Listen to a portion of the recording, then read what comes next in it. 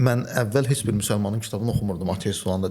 Bax, and ol Allaha, belə də fikrim var idi. Deyirdim, Nə yaza bilər hə bunlar? deyirdim, müsəlman nədir ki, nə də yazsın? Yəni müsəlmanın yazdığı nə olacaq? 2 dənə hədis atacaq. Niyə? Çünki özümü aydınlanmış hiss elirdim və belə deyək də oxumurdum. Bir dəfə təsadüfən bir ortaq yoldaşım var idi, əhlüsünnə idi.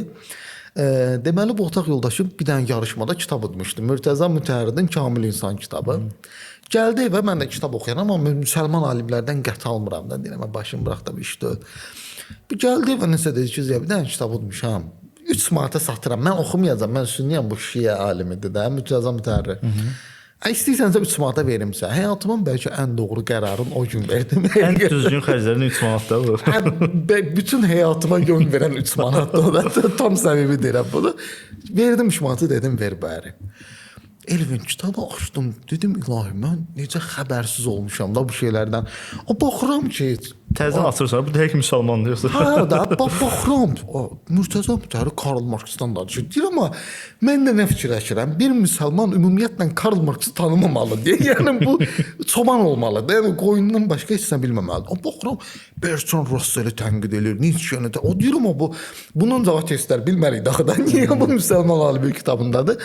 Və düşüncəm mənim biraz çox dəyişdi artıq. O gündən sonra mən gördüm ki, müsəlman alimləri bir şey bilirlər və mənim o təkəbbürüm bir növ qırıldı. Gördüm ki, mən nə qədər çox üzr istəyirəm. Mən loro dildə deyəcəm. Nə qədər tupoy olmuşam mən də. Yəni bu cür düşünmüşəm. Yəni nə dəxli var bunun müsəlman oldu, ateist oldu. Mən bu gün də o düşüncədəyəm ki, çox böyük ateist filosoflar var.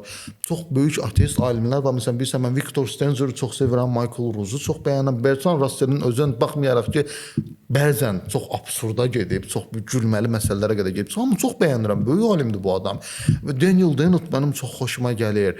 Yəni bu ateist, müsəlman, xristian temasına baxmır. Yəni bir insan yaxşı, savadlı insansa, savadlı insandır. Bunu etiraf eləmək lazımdır və o təkəbbür bəzən ateistlərə imkan vermir. Mən bu gün də görürəm bunu. Məsələn, bir ateistə desən, filan alimin kitabı, dindar da başım bıraq getsin.